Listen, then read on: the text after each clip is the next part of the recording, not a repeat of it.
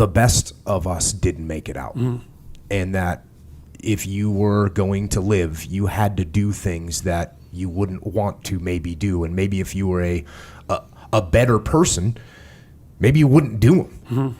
And to me, that was harsh. I mean, this was his admitting that if you wanted to survive as a person in that situation, you might have to take someone's piece of bread. You might have to move a number on a list to get someone else sent down to the execution area a day earlier than you, and that happens to postpone your execution long enough that you can make another move. And that's a scary thing. You know, you saw the same thing with Solzhenitsyn's description of the gulags, because they were run in large part by the inmates.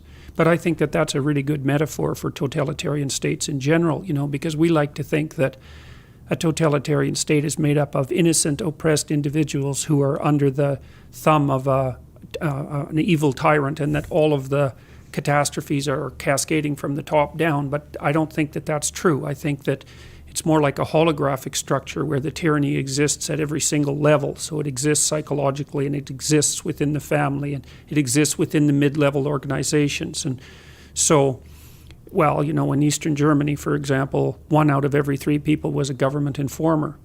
So what that meant is if you had a family of 6 people, that 2 of them you couldn't trust. And you can't just say that that's a consequence of the top-down structure. A tyranny is something that exists everywhere simultaneously once it gets a grip.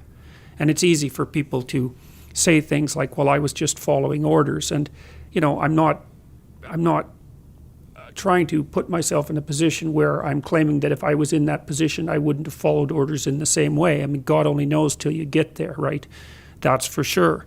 But what that did to me was focus my attention more and more on the necessity of individual responsibility. I thought if it was individuals in the final analysis who were responsible for the great evils of the 20th century, which I think is a reasonable way of conceptualizing it, then it might be individuals who could be responsible for whatever good there might be in mankind that could help us avoid those situations in the future.